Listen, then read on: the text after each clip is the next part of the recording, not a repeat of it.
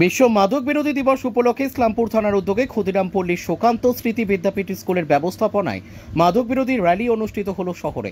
আজ র্যালির আয়োজন করা হয় স্কুল থেকে বেরিয়ে শহরের বিভিন্ন প্রান্ত হয়ে চৌরঙ্গি মোড় হয়ে আবার স্কুলে এসে শেষ হয়। ইসলামপুর থানার পুলিশ আধিকারিক সহ স্কুলের ছাত্রছাত্রী ও শিক্ষকেরা এই র্যালিতে অংশগ্রহণ করে। স্কুলের শিক্ষক জয়ন্ত দে বলেন, বিশ্ব মাদক বিরোধী দিবস উপলক্ষে স্কুল থেকে এই র্যালি শহরে পরিক্রমা করে। Bureau report, news today India.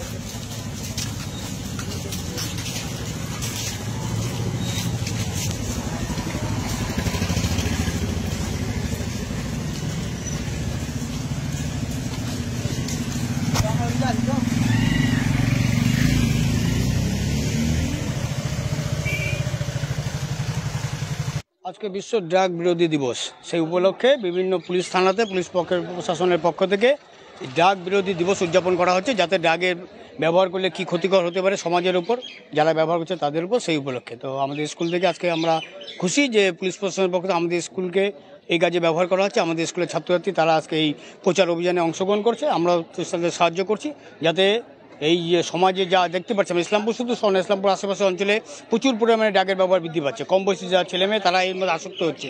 আমরা চাই এই প্রচারটা যেন আরও ব্যাপক আকারে হয়, যাতে অন্তত মানুষের মধ্যে প্রচারটা যায় যে এই ব্যবহারটা করলে কী ক্ষতিকর প্রভাব হতে পারে সেটাই।